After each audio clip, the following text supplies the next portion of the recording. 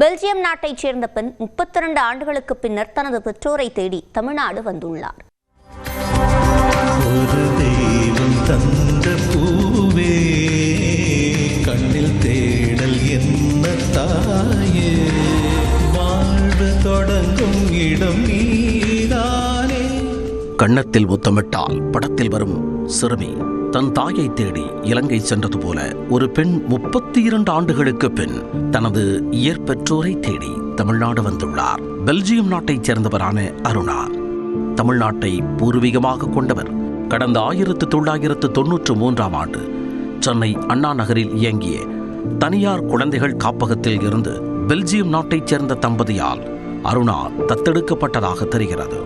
பெல்ஜியத்தில் கல்வி பயின்று பணிபுரிந்து வரும் அருணா தனது இயற்பெற்றோரை தேடி தற்பொழுது தமிழ்நாடு வந்துள்ளார். And I come here to search my biological mother and my biological parents, and I wonder if I have a sister or brother. It's very important for me. 32 ஆண்டுகளுக்கு பின்னர் தனது இயற்பெற்றோரை தேடி வந்துள்ள அருணாவுக்கு அதிர்ச்சியாக அவரது தத்தெடுப்பு பணிகளில் பல்வேறு குழப்பங்கள் இருப்பது தெரிய வந்துள்ளது. அதாவது அருணாவை தத்துக் கொடுத்த மலேசியன் சோசியல் சர்வீஸ் என்கின்ற நிறுவனம் முறைகேடுகளில் ஈடுபட்டதாக கடந்த 2005ஆம் ஆண்டு மூடப்பட்டு அதன் நிர்வாகிகள் கைது செய்யப்பட்டனர்.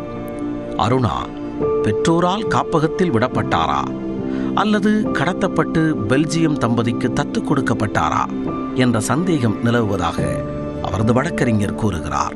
This child was particularly born in February 1992 and given away in July 93. So more around one year 5 months this child was with the mother. So it can't be unmarried mother's child.